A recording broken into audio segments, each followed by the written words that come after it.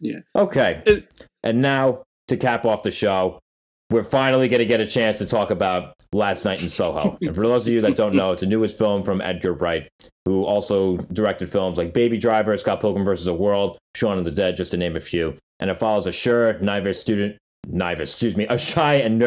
student fashion designer as she discovers the dark underbelly of London when she's able to mysteriously transport back to the 1960s and becomes enamored with an aspiring singer, and she also just happens to witness her murder while doing so. As I mentioned, the film is directed by Edgar Wright, and it stars Thomasin, McKenzie of Jojo Rabbit, and Anya Taylor-Joy of The Queen's Gambit.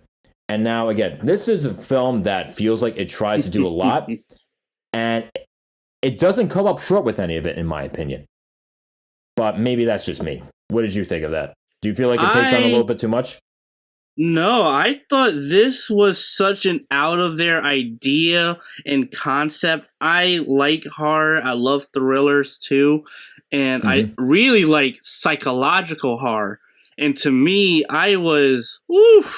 this entire movie just kept me in my own head, kept me on the edge of my seat. I was invested in this character and what was going on, what was happening to her. Not necessarily the how, because I do think they didn't really explain that all too well, but just the general idea and as far as what and who London is, not just as a city, but also as a character in the film and how it's affected her. And you see the drastic change, life-changing moment that she made and is going through. And you just see how it's all compounding. And so, to me, I absolutely adore this movie. I really did. This feels, and as I'm watching it, it's crazy to say, this felt like an Edgar Wright movie. It still did. Right. It felt very, here's the thing, it felt mysterious too. There's not a very vibrant feel and atmosphere to it as well. Like, it feels like Edgar Wright is trying something new, which I really appreciated, but it still feels like Edgar Wright is the one doing it. So as far as, like, walking that tightrope between, like, trying something new, but, like, at the same time, you don't want to lose yourself, I feel like he did that so well. Yep, exactly. And this, to me, he feels like the type of director now where place him in any genre and he can do it well. Yep. And still give it his own flair. I mean, a psychological horror thriller, that definitely not something you think of Edgar Wright, but through the transitions as well, that's why it felt very Edgar Wright-ish. It was a lot of the transitioning, the sound design, the music, definitely the music. He loves his music. So, yes. He but does like this. That's funny. But yeah, in all, I really enjoyed this movie. I thought it engrossed me enough to where I felt like I was in London too, because of what she was going through. And that was just so thrilling to me because it was like, there's so many questions I had. Then they answer it, but they don't answer it fully. They try to sell you on one thing, but then it's really not. And then my brain started working like, oh no. And I got at the end, I was very worried for her. I was I was very worried for the main character. Anya Taylor-Joy, absolutely great. But honestly, she stole the show. Almost the entire.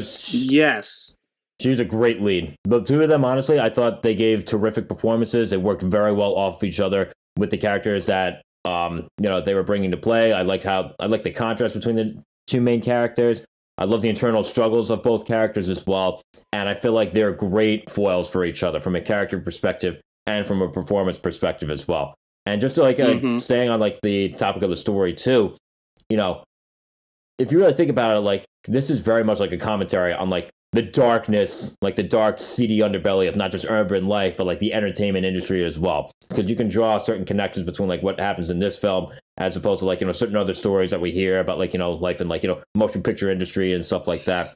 There are a lot of great twists in this film that I really enjoyed. If there's one problem I do have with the story is that there's something that happens in like the rising action. I don't want to give away too much, but there's something that happens in the rising action that doesn't make sense with the resolution that I feel like would have gotten the main character kicked out of the school and she's still there after it happens. I don't want to give away much, but I have an odd feeling that you know what it is that I'm talking about. Yeah. Yeah, I mean, I did have that issue, but it's like, even from a story, it's like, I had that issue with that, and then, even some of the, I guess, tropes they were doing as well. I had a problem, but then at the same time, it's like, it's understandable for what the story they're trying to tell. But again, the horror elements, the thrilling elements, the psychological intrigued me and tossed me in the movie completely, to the point where I kind of put that stuff aside, because I was already invested. Yeah. Yeah, and again, too, like, just from like a technical end of things too, right? A technical and artistic end of things too. Like, again, like, like you said before, he loves his music. I like how much of the scenes are edited to like whatever bit of catchy music that, he picked. And I gotta say, he's got a great ear for music too, Edgar Wright. He really does. But I love the production design. I love the costume design. I feel like there are just like two more things that just help bring you into 1960s London. And just even then, just based on, or even then, just I forgot to mention about like, certain visuals that they use as well. How everything felt so seamless. And again, I think it's just quality visual effects, just quality editing, just like how everything came together so well.